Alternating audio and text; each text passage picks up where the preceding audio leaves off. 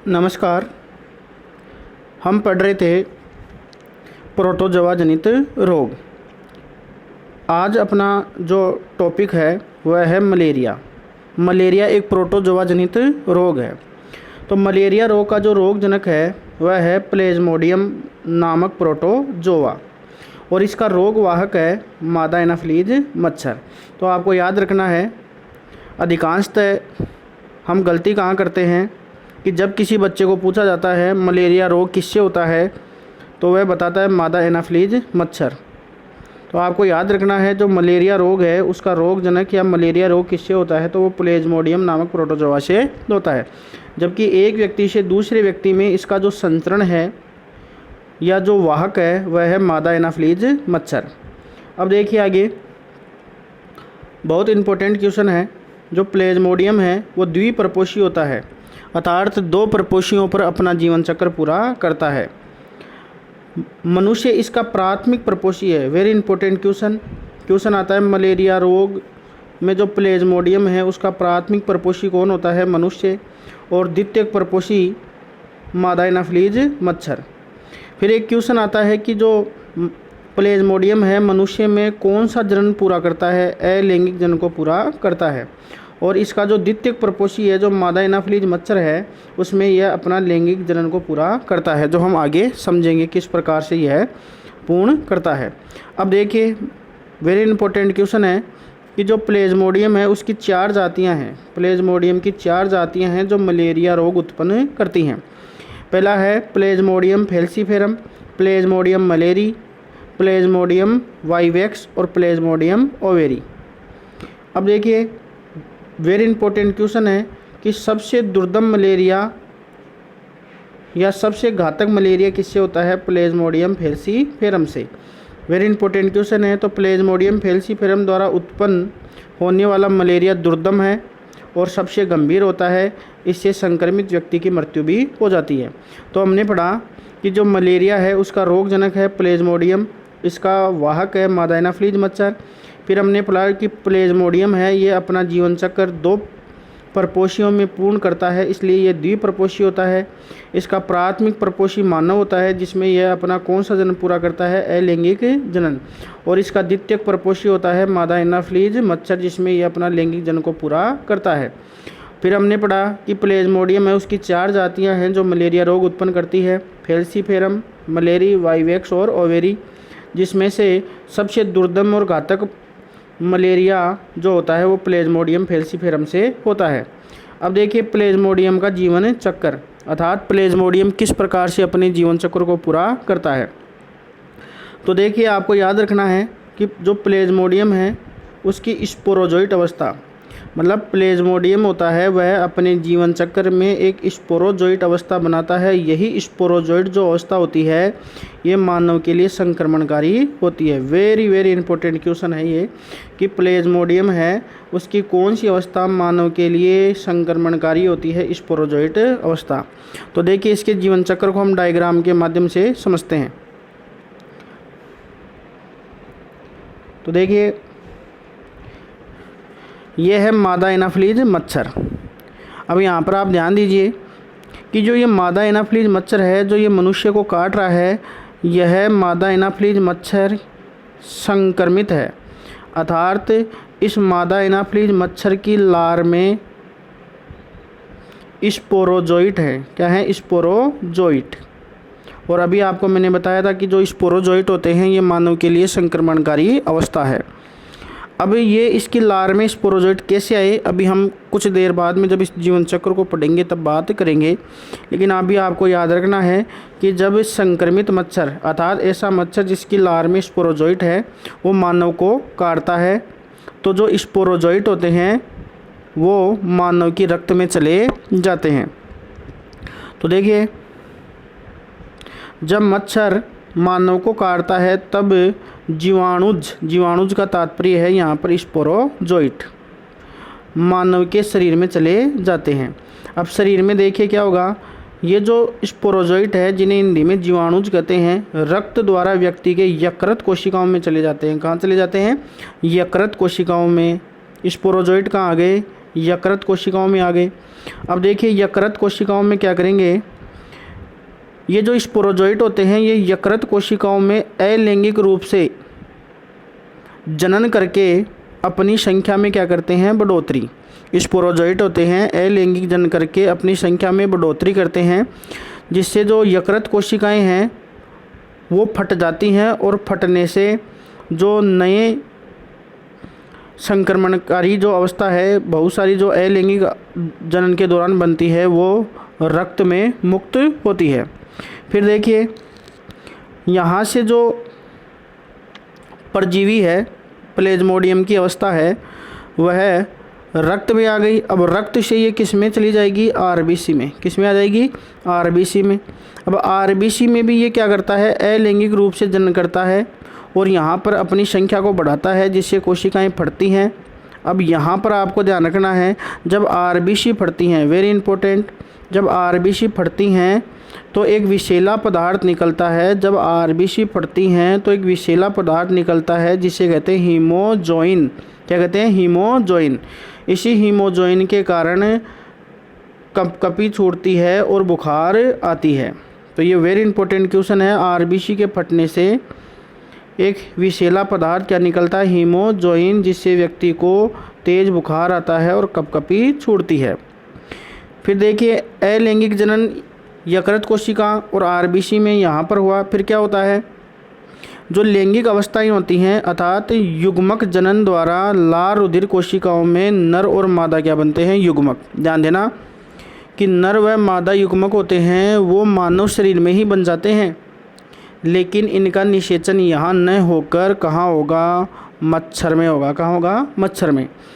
तो यहाँ पर क्या होगा, मानव में नर व मादा युग्मक बन जाते हैं, किसके, प्लेज्मोडियम के। फिर देखिए क्या होगा, अब ध्यान देना है, ये जो हमने पढ़ा ये एक संक्रमित व्यक्ति था जिसमें ये सारी क्रियाएं हुई, जिसमें स्पोरोजोइट अवस्थाएं आई, यकृत में उनका प्रवेश हुआ, यकृत से आरबीसी में प्रवेश हुआ, फिर आरबीसी में यहाँ पर युग्मक बने जो नर व मादा युग्मक के रूप में बने। फिर देखो क्या होगा, अब जो ये संक्रमित व्यक्ति है जिसमें ये सब क्रियाएं हुई, इसको कोई मच्छर जब रक्त चूसेगा, मतलब ये जो संक्रमित व्यक्ति है इसका रक्त आहार चूसने के लिए कोई असंक्रमित मच्छर आया मान लो, तो वो मच्छर है, जैसे यहाँ पर ये समझो ये कोई व्यक्ति है जिसको मच्छर ने काटा, तो इस व्यक्ति के रक्त में क्या थे, नर व मादा युग्मक थे। वो नर व मादा युग्मक किस में चले गए, मच्छर में चले गए। अब मच्छर में जाकर क्या होता है, मच्छर का जो आमाशय है उसमें यहाँ पर नर व मादा युग्मक का क्या होगा, निषेचन। पुनः मैं इस बात को आपको दोहरा रहा हूँ, ध्यान से सुनना कि मानव जो संक्रमित मानव है उसमें नर व मादा युग्मक बने। इस संक्रमित मानव को किसने काटा, मच्छर ने काटा रक्त आहार चूसने के लिए। तो जो नर व मादा युग्मक हैं वो मच्छर में चले गए।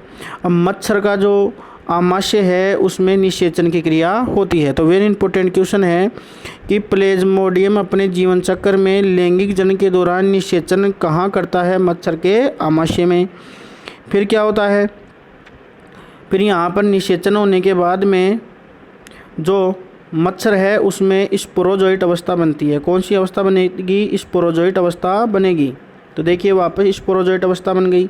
ये मच्छर था जिसने मानव का रक्त आहार लिया, तो इसमें नर व मादा युग्मक चले गए और नर व मादा युग्मक जाने के बाद में उनका निषेचन हुआ। निषेचन कहाँ हुआ, मच्छर के आमाशय में हुआ। आमाशय में निषेचन होने के बाद में यहाँ पर अगली जो अवस्था बनती है आगे की, वो स्पोरोजोइट अवस्था बनती है मच्छर में। और फिर ये स्पोरोजोइट निकलकर इस मच्छर की लार में आ जाते हैं। कहाँ जाते हैं, लार में। अब यही मच्छर यहाँ पर वापस क्या है, संक्रमित है। अब जब ये किसी दूसरे मनुष्य को काटेगा तो इसमें पुनः कौन सी अवस्था चली जाएगी, इसकी लार में पाई जाने वाली स्पोरोजोइट अवस्था उस असंक्रमित व्यक्ति में चली जाएगी और वह व्यक्ति संक्रमित हो जाएगा। तो इस प्रकार आपको याद रखना है कि जो मच्छर है वह इस रोग का क्या होता है, वाहक होता है। और मच्छर में प्लेज्मोडियम का कौन सा जीवन चक्र पूरा होता है, लैंगिक जीवन चक्र पूरा होता है। अगला क्वेश्चन है, मानव में कहाँ कहाँ जो प्लेज्मोडियम है वह अपना जीवन चक्र पूरा करता है, एक तो यकृत कोशिकाओं में और दूसरा आरबीसी में। आरबीसी के फटने से कौन सा विषैला पदार्थ निकलता है? हीमोज्वाइन नामक विषैला पदार्थ निकलता है। फिर देखिए आगे, अब है मलेरिया के लक्षण। तो मलेरिया रोग के क्या क्या लक्षण हैं? तो देखिए, सिर दर्द होना, जी मचलाना, उल्टियाँ होना, ठिठुरन देकर तेज़ बुखार आना। अब इसकी रोकथाम या बचाव क्या है? तो देखिए, मादा एनाफिलीज मच्छर है वह इस रोग का क्या है? वाहक है, या प्लेज्मोडियम को फैलाने का काम कौन करता है? मादा एनाफिलीज मच्छर। यदि हम इस मच्छर को रोक दें या इस पर रोक लगा दें तो मलेरिया रोग से बचा जा सकता है। तो हमें क्या करना चाहिए? अपने घर पर जो दरवाजे व खिड़कियां हैं उन पर जालीदार जाल लगवाना चाहिए तथा मच्छर को अंदर प्रवेशित नहीं होने देना चाहिए। मच्छरदानी लगाकर सोना चाहिए तथा बरसात के दिनों में टायर, टिन के डिब्बों, गड्ढों आदि में पानी नहीं भरने देना चाहिए, क्योंकि वहाँ मच्छर के क्या उत्पन्न होते हैं? लार्वा। तालाब आदि जहाँ मच्छर के लार्वा पैदा हो रहे हैं वहाँ मच्छरों के लार्वा को खाने वाली गम्बूजिया, वेरी इंपॉर्टेंट क्वेश्चन है, मच्छरों के लार्वा को खाने वाली मछली कौन सी होती है? गम्बूजिया मछली का ऐसे तालाबों में पालन करना चाहिए। उपचार क्या है? जो कुनेन नामक औषधि है वो मलेरिया रोग के उपचार में दी जाती है, वेरी इंपॉर्टेंट। और आपको ये भी याद रखना है, कुनेन किस वृक्ष की छाल से प्राप्त होती है? सिनकोना वृक्ष की छाल से प्राप्त होती है। फिर देखिए, अगला रोग है जो प्रोटोजोआ जनित है, वह है काला आजार रोग।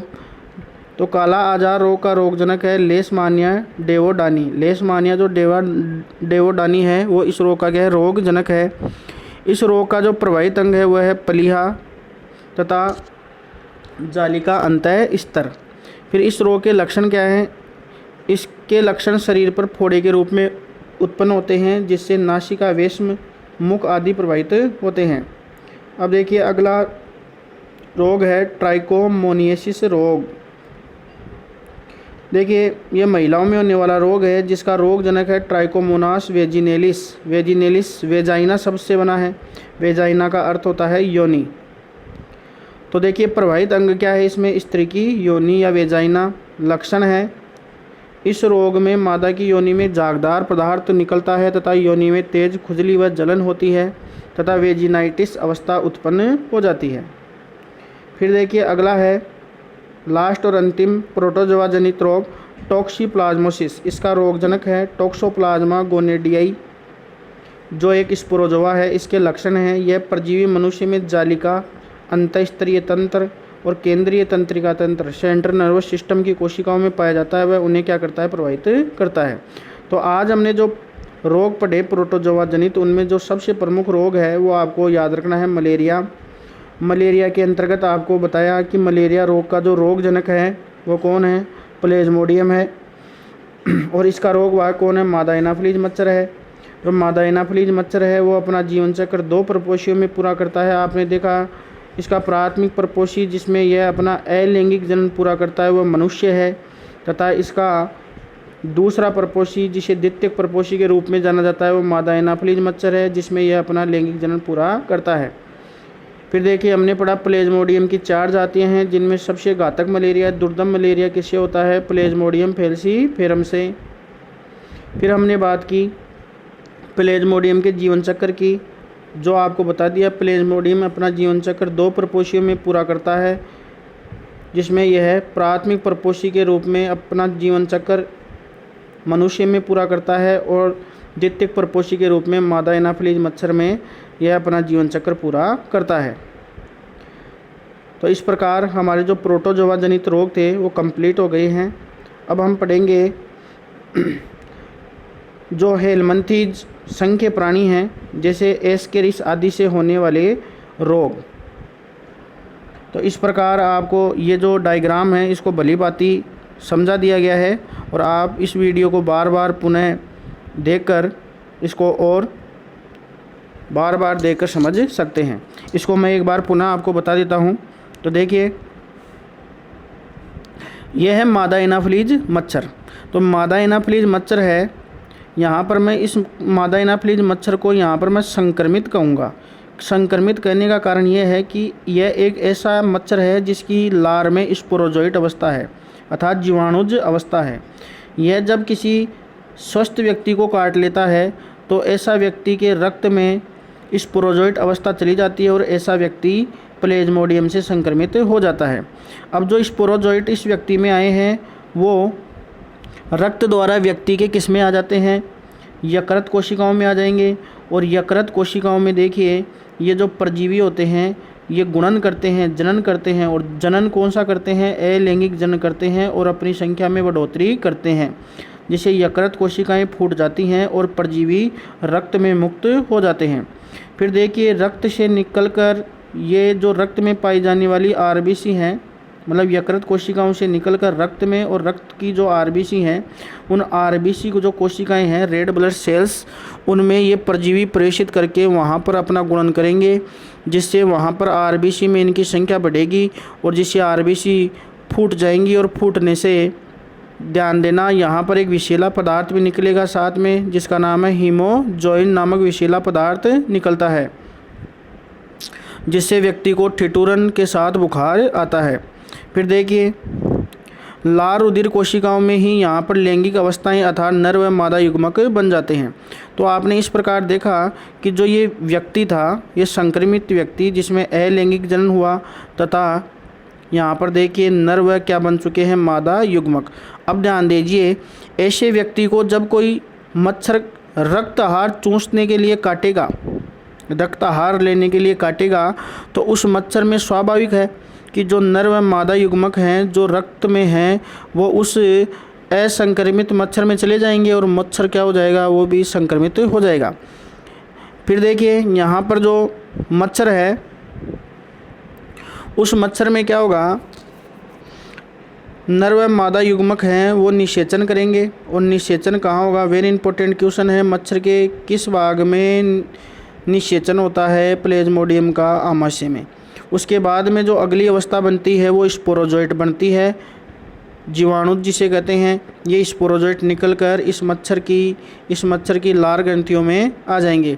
और यही मच्छर जिसकी लार ग्रंथियों में स्पोरोजोइट है, ये है जब किसी स्वस्थ व्यक्ति को काटेगा तो उस स्वस्थ व्यक्ति में लार ग्रंथियों में पाए जाने वाले हैं स्पोरोजोइट उस स्वस्थ व्यक्ति में चले जाएंगे। तो इस प्रकार जो प्लेज्मोडियम है वो अपना जीवन चक्र पूरा करता है। तो इस प्रकार आज हमारे जो प्रोटोजोआ जनित रोग है वो कंप्लीट हो गए हैं। धन्यवाद।